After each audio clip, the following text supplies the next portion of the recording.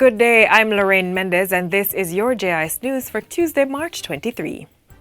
The Ministry of Health and Wellness's online registration portal for COVID-19 vaccination is now officially open.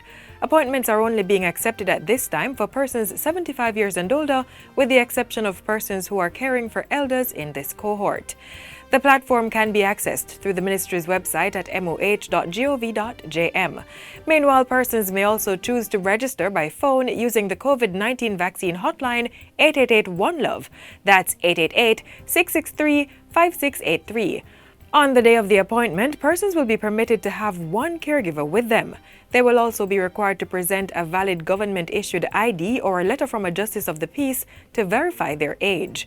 The Ministry of Health is reiterating that even while the vaccination plan is being rolled out, the population is being urged to continue to wear a mask, maintain physical distance of at least 6 feet, exercise frequent hand washing, stay home if they're ill, and adhere to all the protocols under the Disaster Risk Management Act. Meanwhile, the nation's leaders have received the first of 2 doses of the AstraZeneca COVID-19 vaccine. Prime Minister Andrew Holness got inoculated on Monday at the Good Samaritan Inn in Kingston. Opposition leader Mark Golding, as well as the Prime Minister's wife and Member of Parliament for East Rural St Andrew, Juliet Holness, also received their jab Monday. The administering of the doses follows Health and Wellness Minister Dr. Christopher Tufton's inoculation at the Spanish Town Hospital Friday. Prime Minister Holness used the opportunity to renew his call for Jamaicans to get vaccinated. Take the vaccine when your time comes. Do it orderly. We don't want to see a spike in the numbers as a result of persons going to take the vaccine. Because remember, even after you have taken the vaccine, there is a period of time for your immunity to build. So during that period of time, there is still a potential. Still on COVID-19, journalists within the public and private sectors are set to receive their vaccine as part of the group of essential workers. So says Prime Minister Andrew Holness after receiving his vaccine on Monday. We will ensure that all the journalists get their vaccines with the group that would be considered essential in terms of government workers. So I've gotten a letter from the PAJ, and I am going to ensure that the journalists who are so recommended by the PAJ, that they get their access to vaccines. In other news, at least one developer is confirming the growth in the construction sector as indicated by the Planning Institute of Jamaica, the PIOJ. The sector grew by 7% in the July to September 2020 quarter, with predictions that it will grow another 6.2% in the October to December 2020 quarter. Despite the onset of the COVID-19 pandemic, Managing Director of Alfred Development Limited, Ricardo Foster, says the company has seen steady growth.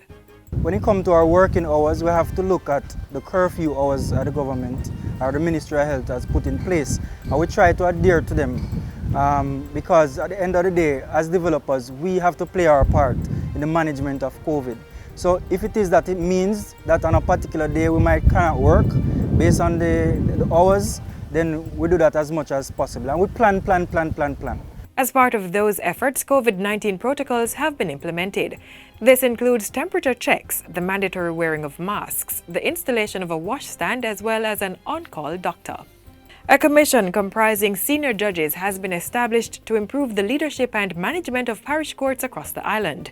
The virtual launch took place on Sunday. Chief Justice Brian Sykes says the commission will help to align the plans and goals of parish courts with the overall strategic plan of the judiciary.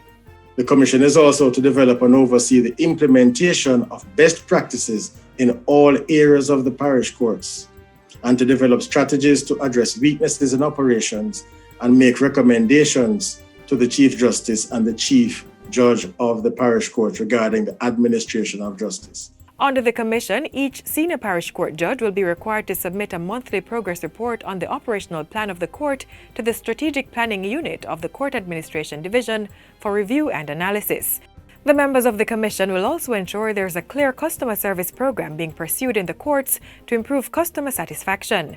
In addition, programs are to be implemented to bolster staff motivation.